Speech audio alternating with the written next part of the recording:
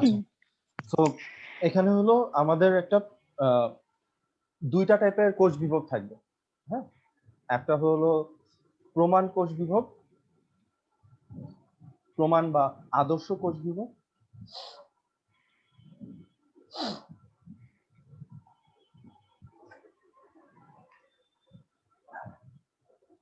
আরেকটা থাকবে আমাদের অনাদর্শ কোষ বিভব।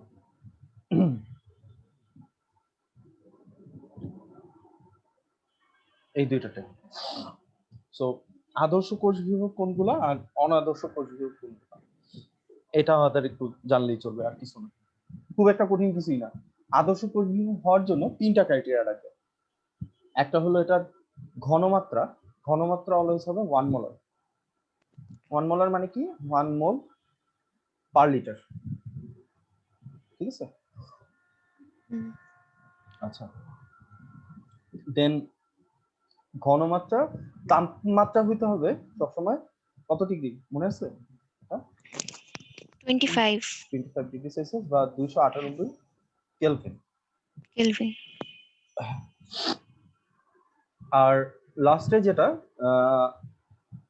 কি জানো, এটা ঘনমাত্রা, তাপমাত্রা আর চাপ, এই তিনটা জিনিস। চাপ হইতে হবে আমাদের 180 এই তিনটা ক্রাইটেরিয়া যদি আমাদের ফুলফিল করে, তখন আমরা এটাকে বলে দিব এটা হলো আদর্শ কোষ বিভব। আর যদি এই তিনটার যে কোনো একটা পরিবর্তন হয়ে যায়, চেঞ্জ হয়ে যায়, কারণ টেম্পারেচার 25 এর জায়গায় 28 দিল, তাইলে তখন সেটা অনাদর্শ কোষ বিভবের আন্ডারে পড়ে যাবে, আর কিছু না। ঠিক আছে? এবং দুইটাকে ক্যালকুলেশন করার জন্য আমাদের দুইটা আলাদা আলাদা ফর্মুলা আছে, এবং এইটাকে ক্যালকুলেশনের জন্য একটা অদ্ভুত নাম আছে, নার্নাস্ট নামে একজন আছে, নার্নাস্টের সমীকরণ। এটা নিয়ে নেক্সট ক্লাসে হয়তো কথা বলবো, নার্নাস্টের সমীকরণ কি, কিভাবে আসলো। আসলে কিভাবে আসলো এটা খুব বেশি দরকার পড়বে না এখন, এটা জানারও দরকার নেই, জাস্ট ইকুয়েশনটা জানলেই হয়ে যায়, ম্যাথটা করাটা, সলভিংটা জানলেই হয়। ওটা নিয়ে আসলে সময় নষ্ট করবো কিনা বুঝতেছে। আচ্ছা, তোলা হয়েছে এতটুকু? ওকে।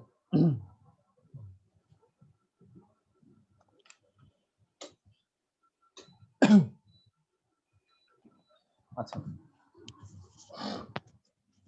ফার্স্টে যেটা একদম প্রথমে আমি মোটামুটি এখানে কি করব, আপনাদের বইয়ে অনেকগুলা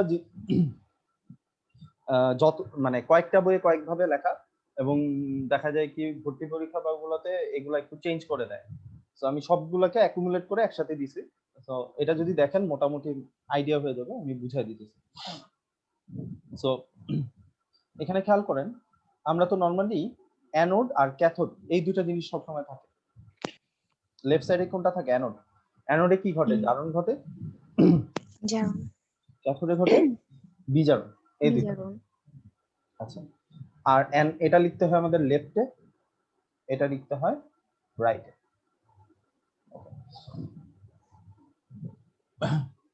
আর অ্যানোডে যেটা হয় সেটাকে আমরা বলি জারণ বিভব, আর ক্যাথোডে যেটা হয় সেটাকে আমরা নাম দিব বিজারণ বিভব। বিভব মানে তো মনে আছে কি? ওই যে ই অক্স আর ই রেড ছিল যে। কি ছিল? ই অক্স আর ই রেড ছিল, ওইটাই বিভব ছিল না? বিভব জিনিসটা কি? একটা ইলেকট্রনকে আপনি একটা তড়িৎ ক্ষেত্রে আনতে যে পরিমাণ কাজ করতে হয়, যে পরিমাণ কাজ করতে হয়। হ্যাঁ, বিভব মানে বলছিলাম কাজ।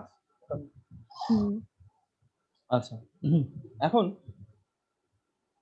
এই যে জারণ বিভব বা বিজারণ বিভব, যদি এগুলার ভ্যালু যদি পজিটিভ আসে, তাহলে এই বিক্রিয়াটা হবে স্বতঃস্ফূর্ত। ঠিক আছে? কি লিখে রাখেন এটা, যদি জারণ বিভব, বিজারণ বিভব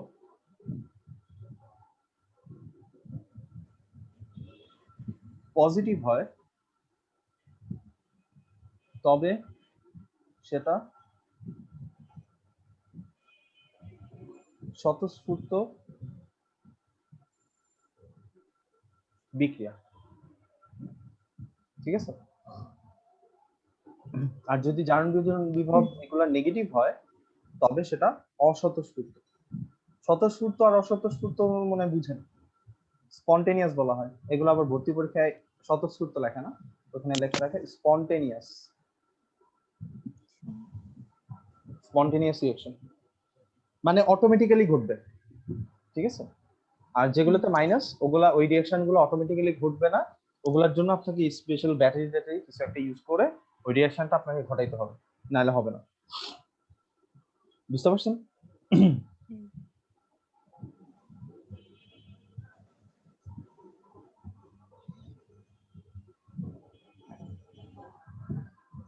আচ্ছা, সো তোলা হয়েছে এতটুকু? হয়েছে। আচ্ছা, সো এখন যে কাজটা করব আমরা এখানে একটা চার্টের মতো লিখবো মোটামুটি এইভাবে, বেশ ভালো জায়গা। আমি আগে লাইনটা লিখি তারপর আপনি তুলেন। আমি প্রথমে পুরো তিনটা জিনিস একবারে তুলতেছি, তারপরে আমি বুঝাই দিব না এই জিনিসটা কি। E cell equal to E ox, sorry E naught cell, E naught ox anode plus E naught ox কি জানো, রিডক্স, রেডক্স,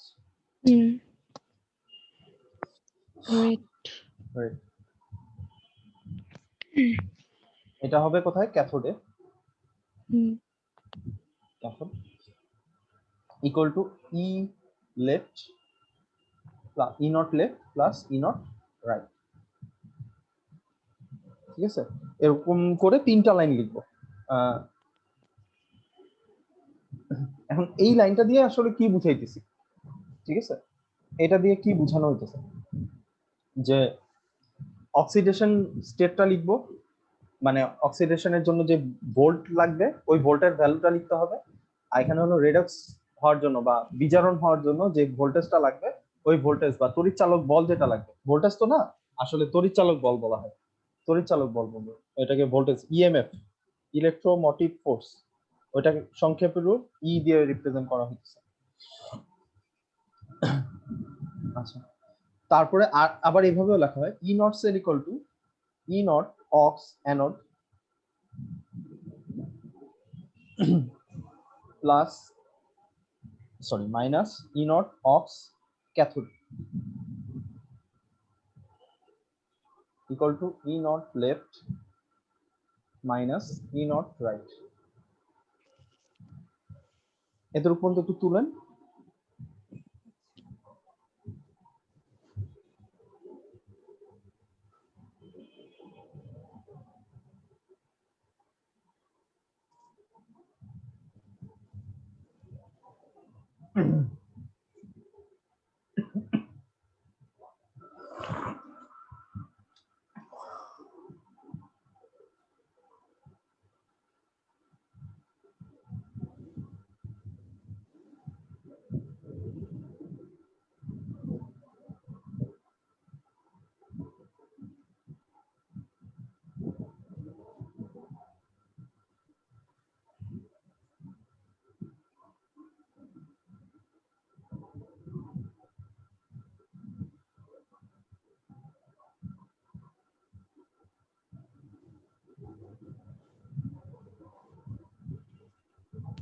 নিচেরটা দুইটাই অক্স না?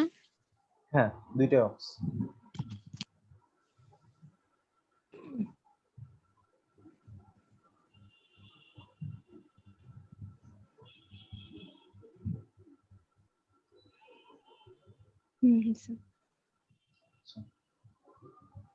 এখন এখান থেকে একটা জিনিস আইডিয়া করতেছেন, আমরা শুধুমাত্র জারণ বিভব নিয়ে চিন্তা করব। আমরা কি করব এখানে, শুধু জারণ বিভবটা নিয়ে ভাববো।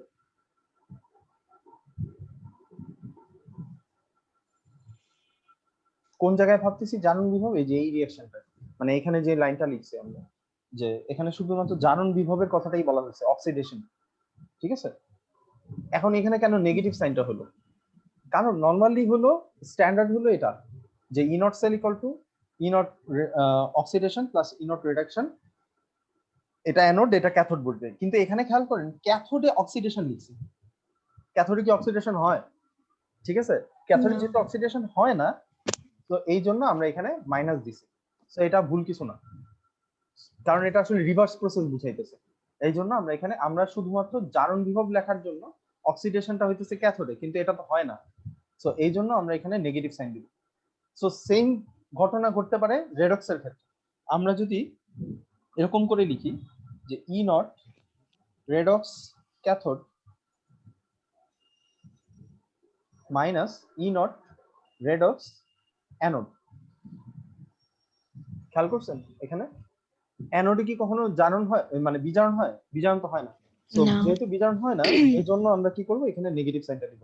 এইটা ঠিক আছে, রেডক্সে অলওয়েজ মানে ক্যাথোডে অলওয়েজ রেডক্স রিঅ্যাকশনটা হবে, সরি রিডাকশন হবে, এই জন্য বা বিজারণটা হবে, এর জন্য এটা পজিটিভ হচ্ছে। কিন্তু অ্যানোডেতে যেহেতু জারণ হয়, কিন্তু এখানে আছে বিজারণ, এই জন্য আমরা এখানে মাইনাস সাইনটা দিতেছি। ইজ ইট ক্লিয়ার এটা? বুঝছি। সো এখানে কি চেঞ্জ হবে খেয়াল করে দেখেন, রেডক্সটা ক্যাথোডে, তাহলে এটা কোন পাশে হয়? রেডক্স হয় কোন পাশে, রাইটে না লেফটে? রাইটে। তাহলে আমরা এখানে কি লিখবো, ই নট রাইট। রাইট। আর এখানে ক্যাথোড, এটা হলো অ্যানোডের পার্ট, তাহলে E naught left. E naught left. So আমাদের আসলে এতগুলা কিছু দরকারই নেই। এটা কেন দেখাইছি, জাস্ট যদি ঘুরায় পেঁচায় দেয় এরকম করে দেখাইতে পারে, এটা ভয় পাওয়ার কিছু নেই, যাতে আপনি জিনিসগুলো পরিচিত থাকেন আর কি। তোলা হয়েছে তো, হইলে বই নেই।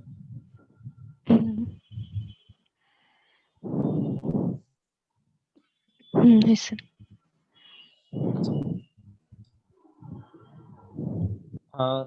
আরো কিছু ইনফরমেশন আছে। আদর্শ কোষ বিভবের মান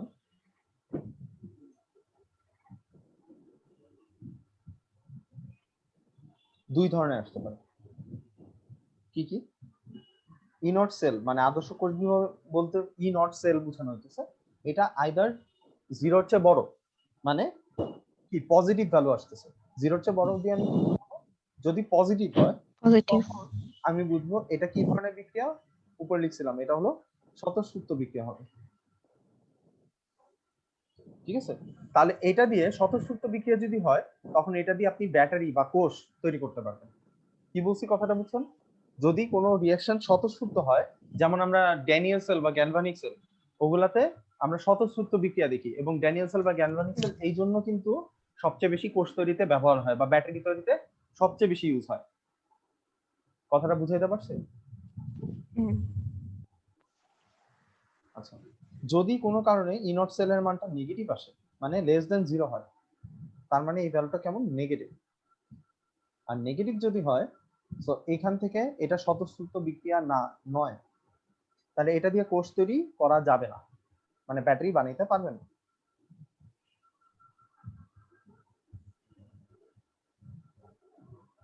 ওকে,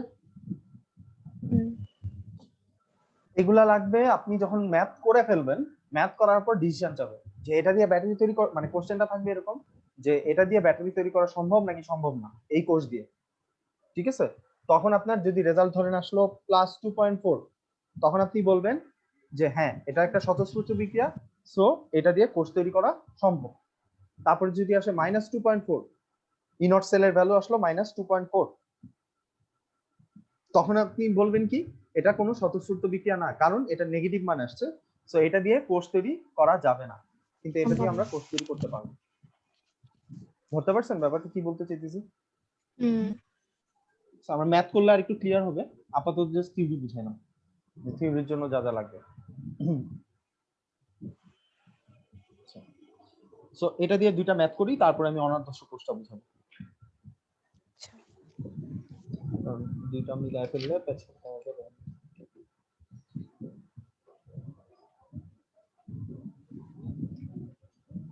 আল্লাহ, আমি কি করছি এটা?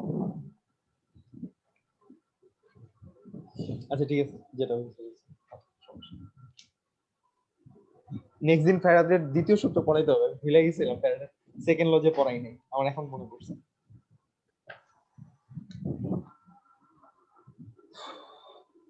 আচ্ছা, এখানে আমরা যেটা পড়বো এখন সেটা হলো প্রমাণ ইএমএফ নির্ণয়।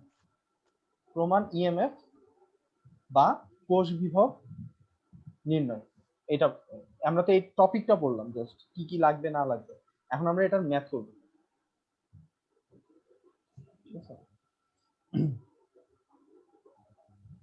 সো ম্যাথ করার আগে আরো কয়েকটা জিনিস একটু বুঝে আসতে হবে। এটা আমরা মনে হয় জানি যে যদি আমি লিখি জিঙ্ক থেকে জিঙ্ক 2+ হয়েছে, তার মানে এখানে কি ঘটতেছে বলেন তো একটু। জিঙ্ক থেকে জিঙ্ক প্লাস হ্যাঁ, এখানে কি জারণ হইতেছে না বিজারণ হইতেছে? বিজারণ। হ্যাঁ, বুঝিনি। বিজারণ। বিজারণ হয়েছে কেন?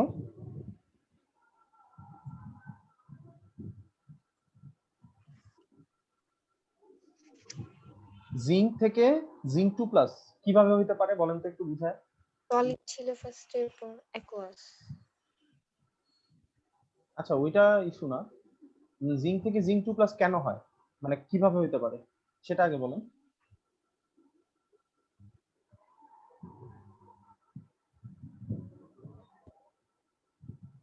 দুইটা আয়ন ছাড়বে।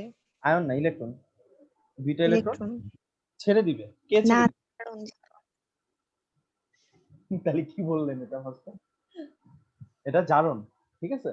হ্যাঁ। আর কপার 2+ থেকে কপার হইছে, কপার ধাতু, তাহলে এটা কি? বিজারণ। এবার এটা বিজারণ। ওকে, এটা ম্যাচ খায় না। ওকে, এবার খেয়াল করেন, তাহলে আমরা এখানে কতগুলা ভ্যালু লিখব এই জিনিসটাকে, এই যে জারণ, এটা হলো জারণ হয়েছে না বিজারণ হয়েছে এটা বোঝানো হইতেছে। কিন্তু যদি আমি এভাবে লিখি ই জিঙ্ক জিঙ্ক 2+, তার মানে এটা দিয়ে আসলে কি বুঝাইতেছি? এটা দিয়ে আমরা বুঝাইতেছি জারণ বিভবের মান, ঠিক আছে। যদি আমরা একটা ই সোডা লাগাই দেই, ই দিয়ে কি বোঝানো হয়? বিভব। ই দিয়ে কি বোঝানো হয়? বিভবটা বোঝানো হয়। তো আমরা যদি এরকম ই আকারে লিখি তাহলে এটা দিয়ে আমি কি বুঝাইতেছি? জারণ বিভবের মান বুঝাবো বা জারণ বিভব ঘটতেছে।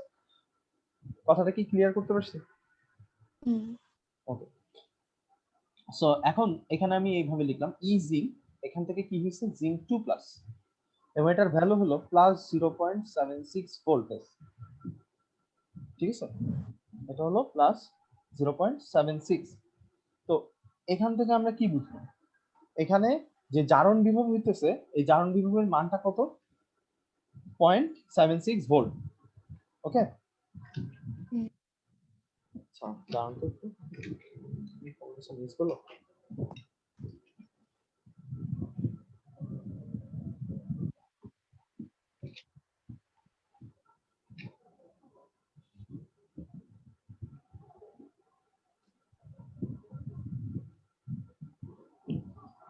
আচ্ছা, তারপরে ধরেন এটা দিলাম ই নট কপার 2+ থেকে কপার হয়েছে, এটা হলো কত দিয়ে? 0.34 ভোল্টেজ দিয়ে দিলাম। এখন আপনাকে জিজ্ঞেস করা হলো ই নট সেলের ভ্যালু কত? ই নট সেল এটার ভ্যালু কত? ঠিক আছে, সাইডে জায়গা আছে অনুষা?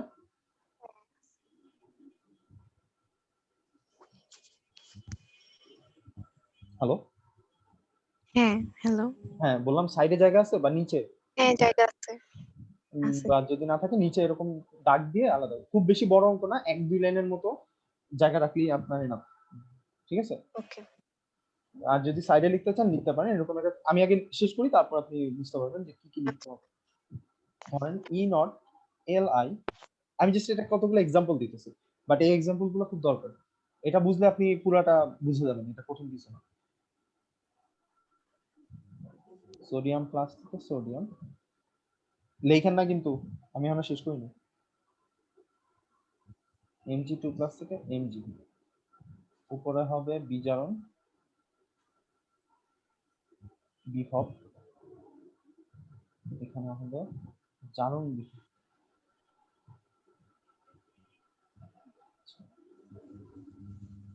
সো বিজারণ বিভবের মান -3.04, এটা হলো -2.71, -2.37। ওকে, এখানে এবার তাহলে তুলুন, এবার তাহলে তুলেন, তারপরে আমি বুঝাইতেছি।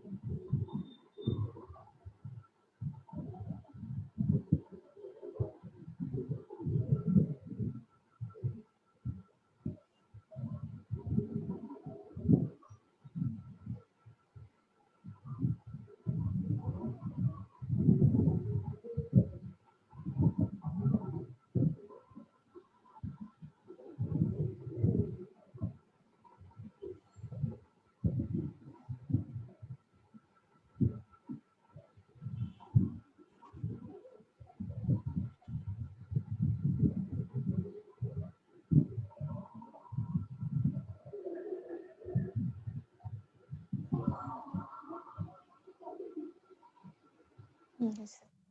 আচ্ছা, সো এখানে কি ঘটতেছে সেটা যদি আমরা বুঝতে পারি খুব সহজ। এখানে দেখেন তো লিথিয়াম প্লাস থেকে লিথিয়াম হয়েছে, বলেন তো কি হয়েছে তাহলে? লিথিয়াম আয়ন ছিল, সেটা লিথিয়াম ধাতুতে পরিণত হয়েছে এবং সেখানে বিজারণ বিজারণ। বিভবের মান -3.04। ঠিক আছে, এখন হুম। এই যে লিথিয়াম প্লাস থেকে লিথিয়াম হলো বিজারণ বিভবের মান -3.04, তাহলে এটা জারণ বিভবের মান কত হবে? জারণ বিভব হবে বিজারণ বিভবের মানের ঠিক উল্টা। কি বললাম? ওই যে আমরা প্রথমে দেখে আসলাম না, ওই যে আমরা যখন প্রথমে এখানে লিখছিলাম কঠিন করে ই নট সেল, এই যে E not red reduction cathode, এখানে যখন আবার অক্সিডেশন লিখছি তখন কি করছি, প্লাসের জায়গায় মাইনাস দিয়ে দিছি না?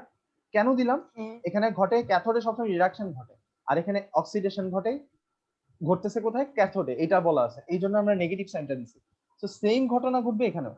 এখানে বলছি কি লিথিয়াম প্লাস থেকে লিথিয়াম হয়েছে, তাহলে বিজারণ বিভবের মান -3.04, তাহলে এটার জারণ বিভবের মান কত হবে?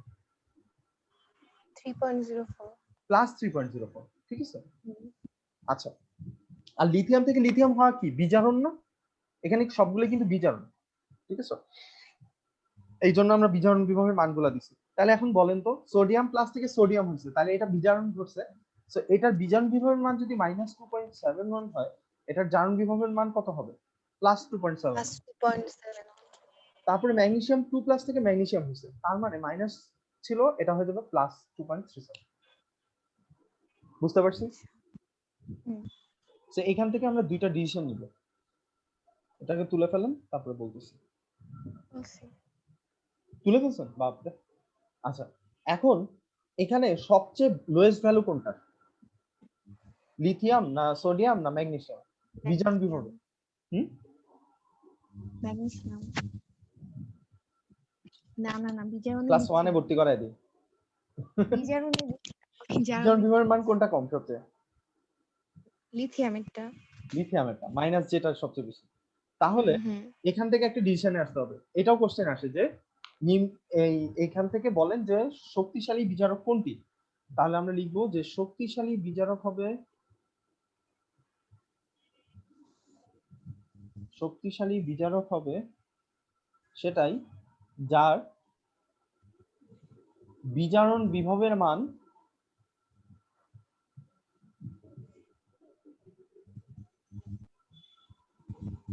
সবচেয়ে কম। তাহলে এটাকে যদি সংক্ষেপে লিখি, বিজারণ বিভব এটা যত কম, বিজারকটা কেমন হবে? তত শক্তিশালী বেশি। বা শক্তিশালী বিজারক। বিজারক শক্তি এভাবে লিখতে পারি, বিজারকের শক্তি ওটা হবে অনেক বেশি বেশি। তাহলে রিভার্স প্রসেস, বিজারণ বিভব যদি বেশি হয়, আচ্ছা তাহলে এখন বিজারণটা নিয়ে আর কথা বলবো না।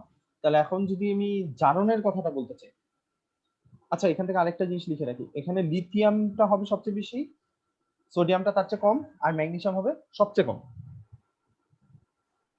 নাকি? হুম।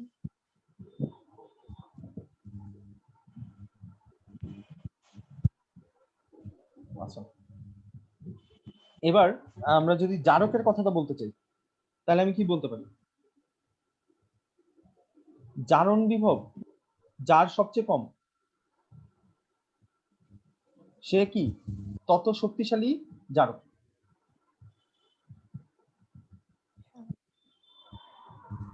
একই রকম, মানে বিজারণ বিভব যদি কম হয় বিজারক শক্তিশালী, জারণ বিভব যত কম হবে জারকটা তত শক্তিশালী হবে।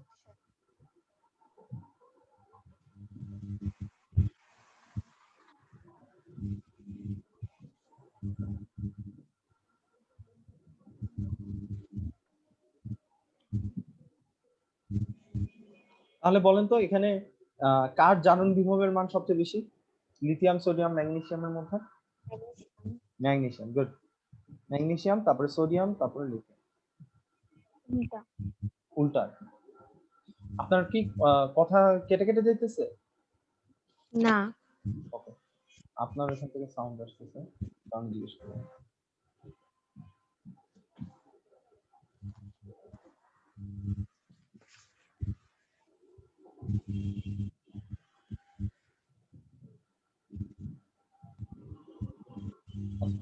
এবার খেয়াল করেন তো, এই ম্যাথটা যদি এখন ক্যালকুলেশন করতে চাই তাহলে আমি কিভাবে করব?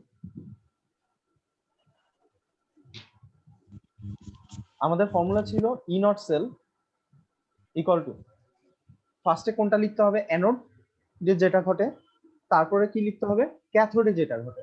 এটাই বলা ছিল না আমাদের, অ্যানোডে কি ঘটবে আর ক্যাথোডে কি ঘটবে। সেখানে অ্যানোডে কোনটা ঘটতেছে, যেটা জারণ ঘটবে সেটা অ্যানোড, যেটা বিজারণ ঘটবে সেটা ক্যাথোড। ঠিক আছে, কিন্তু আমাদের এটা বোঝার জন্য এইটা থেকে আমি সব ইনফরমেশন আসলে পাবো না, আমাকে অবভিয়াসলি একটা রিঅ্যাকশন দেওয়া থাকতে হবে, কিন্তু এখানে রিঅ্যাকশনটা দেই নেই। সো রিঅ্যাকশনটা আমরা দিয়ে দিই। রিঅ্যাকশনটা ছিল এটা, জিঙ্ক কপার 2 প্লাস, এখান থেকে হয়েছে জিঙ্ক 2 প্লাস প্লাস কপার। এভাবে কেন দিল, কারণ এখানে হলো দর্শক আয়ন যেগুলো ছিল, স্পেকটেটর আয়ন, হ্যাঁ, ওই স্পেকটেটর আয়ন গুলাকে আমরা বাদ দিয়ে দিচ্ছি। স্পেকটেটর আয়ন বলতে কোনগুলোকে বোঝানো হয়, যেগুলো হলো সালফেট। সালফেটের কিন্তু যোজনীর কোনো পরিবর্তন হয় না, বা জারণ সংখ্যার, যোজনী না সরি মাই মিস্টেক, জারণ সংখ্যার কিন্তু কোনো পরিবর্তন হয় না। ও কপার সালফেটের সাথে থাকলেও জারণ সংখ্যার মান যা, সে এটা যখন জিঙ্ক সালফেটের সাথেও থাকে, জিঙ্ক সালফেটের সাথেও জারণ মান তা। আমরা কিভাবে বুঝবো কোনটার সাথে স্পেকটেটর আয়ন ছিল, যেটাতে এরকম প্লাস বা মাইনাস পার্টটা দেখবো, ওইটা থেকে আমরা বুঝবো যে এটার সাথে আমাদের ইয়াটা ছিল, স্পেকটেটর আয়নটা ছিল। আমি যদি এটাকে কমপ্লিট করি তাহলে আমরা এরকম কিছু কি পাই কিনা, যে zinc plus copper sulphate equal to zinc sulphate plus copper, এটা সবসময় আমরা দেখে আসছি নাকি? হুম। ওকে, আর এটা আমরা জানি যে জিঙ্কের চেয়ে মানে কে বেশি পাওয়ারফুল, জিঙ্ক নাকি কপার? কপার। কপার বেশি পাওয়ারফুল। তাহলে জিঙ্ক কেমনে কপারের সরাই দিল, কপার সালফেট? উল্টা বলতেছি কেন আমি আজকে? আমি বুঝতেছি না, আপনি আজকে সব উল্টা বলতেছেন। আচ্ছা ঠিক আছে, সমস্যা নেই। ওই যে কেনাকে ম্যাকগাইভার হলো, ওটা মুখস্থ করছিলেন পরে? হ্যাঁ, এই তো করছি। হ্যাঁ, জান ফিরে পাবো কুলাঙ্গার, জেডেনটা উপরে, কুলাঙ্গারটা নিচে। ঠিক আছে, সো জিঙ্ক হলো এলাকার মাস্তান, কপার এসে সরাই দিবে। আচ্ছা, তো ই নট সেল ইকুয়াল টু, তাহলে এখন আমি কি লিখতে পারবো, ই নট কারটাকে লিখবো, যেখানে জারণ ঘটতেছে, জারণ ঘটতেছে কার, জিঙ্ক থেকে জিঙ্ক 2 প্লাস হয়েছে, তার মানে কি জিঙ্ক থেকে জিঙ্ক 2 প্লাস কিভাবে হয়, দুইটা ইলেকট্রন ছেড়ে দেয়, সেই জন্য জিঙ্ক হুম। 2 প্লাস হয়েছে, তাহলে জিঙ্কের হইতেছে আমার কি, জারণ। জারণ। আর কপার 2 প্লাস থেকে কপার হইতেছে, তাহলে কপারের কি, বিজারণ। বিজারণ। তাহলে ই নট, তাহলে এখানে কি লিখবো, প্রথমে জিঙ্ক থেকে জিঙ্ক 2 প্লাস হইতেছে, তারপরে আমরা প্লাস সাইন দিব, আবার লিখবো ই নট। হ্যাঁ, এখন আপনি আমাকে জিজ্ঞেস করতে পারেন যে আপনি একটু আগে তো দেখা আসলেন যে ওখানে অক্সিডেশন অ্যানোড, ওইটা ক্যাথোড, এরকম করে লিখতে হবে কিনা, ওরকম করে লেখার দরকার নেই, ওইটাই আসলে এভাবে দেখানো হচ্ছে। ঠিক আছে, আচ্ছা। হ্যাঁ, কারণ আপনি তো অ্যানোডে যে কথাটা লিখতেন ওইটাই এখানে রিপ্রেজেন্ট করে দিচ্ছেন না, জিঙ্ক থেকে জিঙ্ক 2 হ্যাঁ। প্লাস হয়েছে, তো ওটা আর আমার এখানে লেখার কোনো দরকার নেই। কিন্তু বইগুলোতে দেখবেন আবার কি পণ্ডিতি করছে, এরকম করে ঘুরায় পেঁচায় করছে, ছোট্ট একটা ম্যাথ এটার মানে পেঁচায় মাথা নষ্ট করে দিচ্ছে। তো সেকেন্ড যে পার্টটা, এখানে খেয়াল করেন কপার 2 প্লাস থেকে কপার আছে, কিন্তু আমাদের কপার 2 প্লাস থেকে কপারই হয়েছে নাকি বিজারণে, হুম। তাহলে কি আমরা এটা লিখতে পারি যে কপার 2 প্লাস থেকে আমরা কি পেয়েছি, কপার পেয়েছি। আর এই স্ল্যাশ দাগের মানে তো বুঝছেন যে কোনটা থেকে কোনটা হয়েছে, কপার 2 প্লাস থেকে কপার হয়েছে, এটা বোঝানোর জন্য স্ল্যাশ দাগটা বাউন্ডারি টাইপের বোঝানো হচ্ছে। ঠিক আছে, এবার দেখেন তো এটার ভ্যালু কি আমার উপরে কোশ্চেনে দেওয়া আছে, জিঙ্ক থেকে জিঙ্ক 2 প্লাস এর ভ্যালু হ্যাঁ, প্লাস 0.76, প্লাস 0.76। পরে যে কপার 2 প্লাস থেকে কপার হয়েছে এটার ভ্যালু দেওয়া আছে মাইনাস 0.34, তো আমরা এখানে প্লাস ছিল, প্লাসে মাইনাসে মাইনাস হয়ে যাবে 0.34 ভোল্ট। সো এটা ক্যালকুলেশন কিভাবে হবে, 2 আর 4 0.42 ভোল্ট, মুখোমুখি করে যায়, এটা প্লাস দিবেন। এই কি লিখলাম, ও না ঠিক আছে, ঠিক আছে,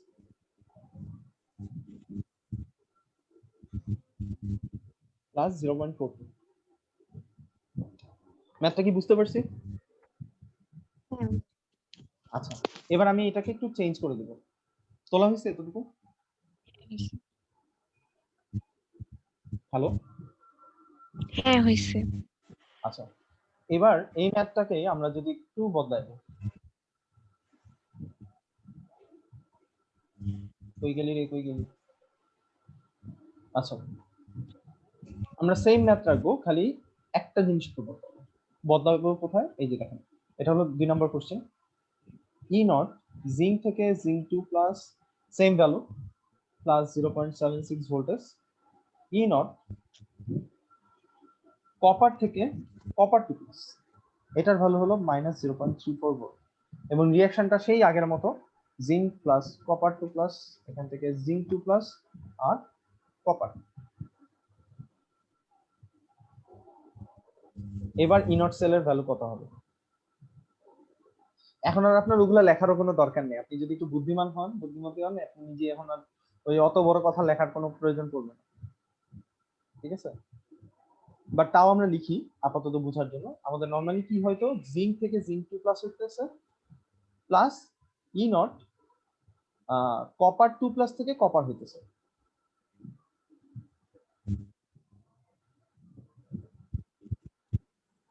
হ্যালো, হ্যাঁ, এবার দেখেন এটার ভ্যালুটা আমার সুন্দর মতো এখানে দেওয়া আছে +0.76, কিন্তু এইটা কি দেওয়া আছে? না, কি দেওয়া আছে? কপার থেকে কপার 2 প্লাস আছে, কিন্তু আমার এখানে আছে কপার 2 প্লাস থেকে কপার। তার মানে এখানে আসলে কি দেওয়া আছে? এখানে আসলে কপার থেকে কপার 2 প্লাস হওয়া, এটা মানে কিসের বিভবের মান দেওয়া আছে আসলে? এটা কি জারণ বিভব দেওয়া আছে না? তাহলে এটার প্লাস হলে বিজারণ হবে। গুড, হ্যাঁ হয়েছে, জারণ বিভবের মান দেওয়া। তাহলে আমরা এটাকে কি করব, এটার বিজারণ বিভবের মান বের করব। তাহলে এটার বিজারণ বিভব হবে কত? প্লাস 0.34। তাহলে এটা লিখবো আমরা আগে থেকেই তো একটা মানে এখানে এই প্লাস তো থাকবেই, আমরা এটাকে চেঞ্জ করব না, আমরা চেঞ্জ করব এই ভ্যালুটাকে। সো এটা হবে +0.34। তাহলে 4 6 0 7 3 10 11, তাহলে 1.1।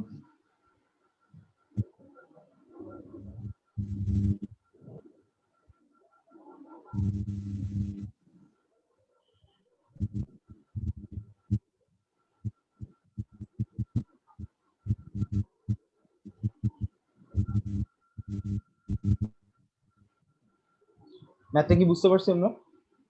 হ্যাঁ, আচ্ছা, তাহলে পরের ম্যাথটায় যাই।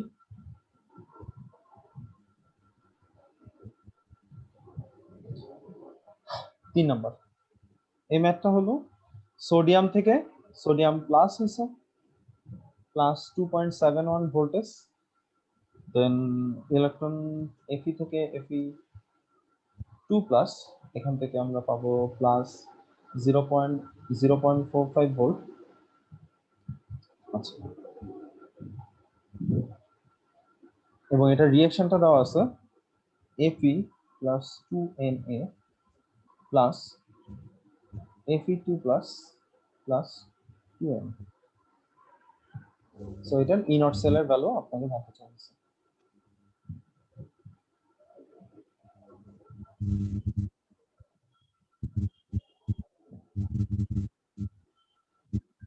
আচ্ছা, দেখেন আদর্শ বা অনাদর্শ কোষ বিভব যাই বলি, এগুলা কিসের কিসের উপর ডিপেন্ড করে বলছিলাম? আদর্শ কোষ বিভব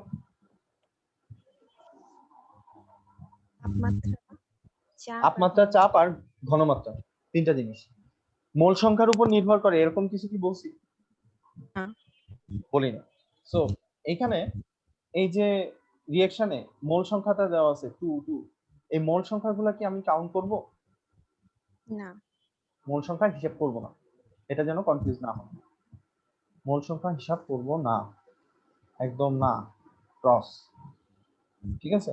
আচ্ছা, এখন কি আপনি এটার অ্যান্সার বের করতে পারবেন কিনা দেখি, আপনি নিজে পারেন কিনা।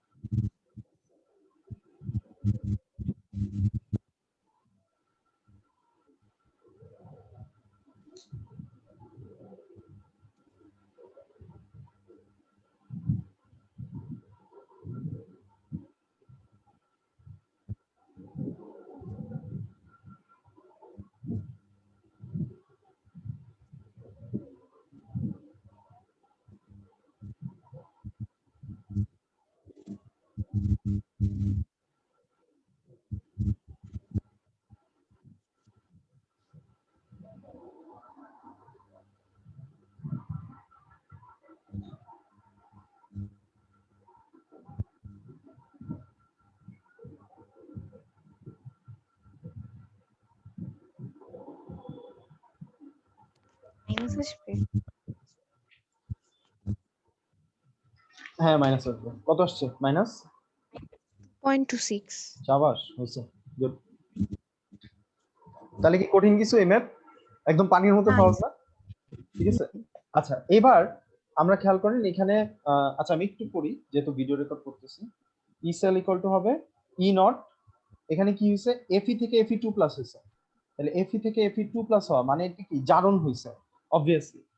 আচ্ছা আর ই নট এন এ থেকে এন এ প্লাস থেকে এন এ হয়েছে, সোডিয়াম প্লাস থেকে সোডিয়াম হয়েছে, তার মানে এখানে বিজারণ হয়েছে। আচ্ছা আপনাকে আমি একটা ট্রিক শিখিয়েছিলাম যে এটা কি এই যে নাম্বার লাইন দিয়ে জারণ বিজারণ বিভব, মানে ওটা তো আপনি মানে বুঝে বুঝে করা, কিন্তু ধরেন আপনাকে র্যান্ডম যে কোনো একটা দিল হঠাৎ করে, আপনি এটা বুঝতেছেন না জারণ হয়েছে না বিজারণ হয়েছে, তখন আপনি কিভাবে করেন? ধরেন আপনার আছে যে ধরলাম আমি এটা জাস্ট এক্সাম্পল হিসেবে এফি থ্রি প্লাস থেকে এফি মাইনাস ফাইভ হয়েছে, তখন আপনি কনফিউজড হন কিনা যে এটা কি জারণ হইতেছে না বিজারণ হইতেছে?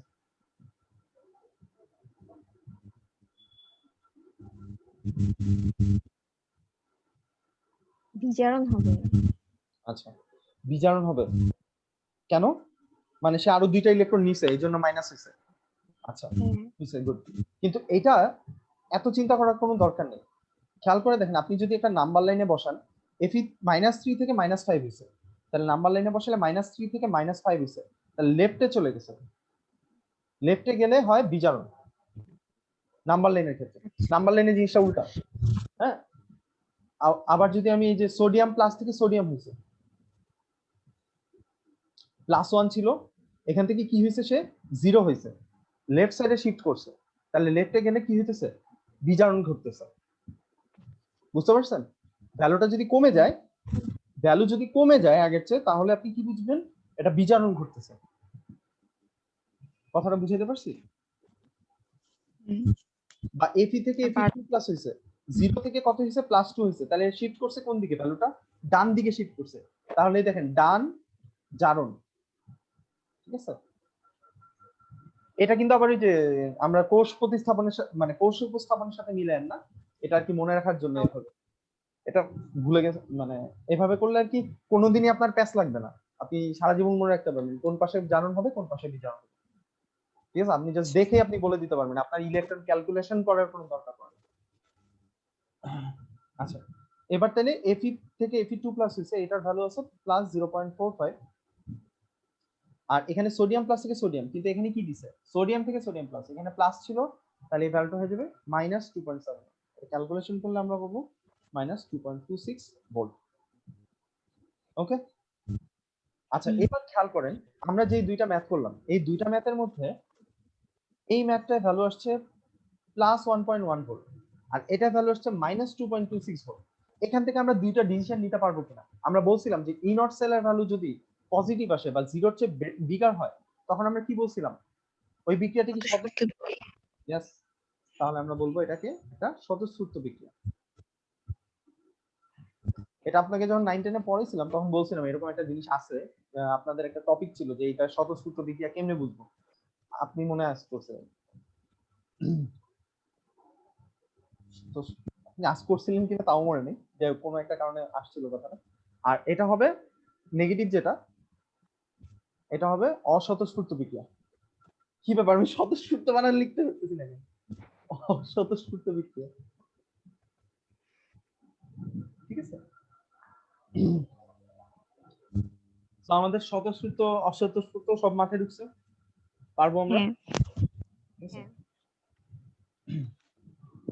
আচ্ছা আমি তাহলে মিটিংটা এন্ড করি।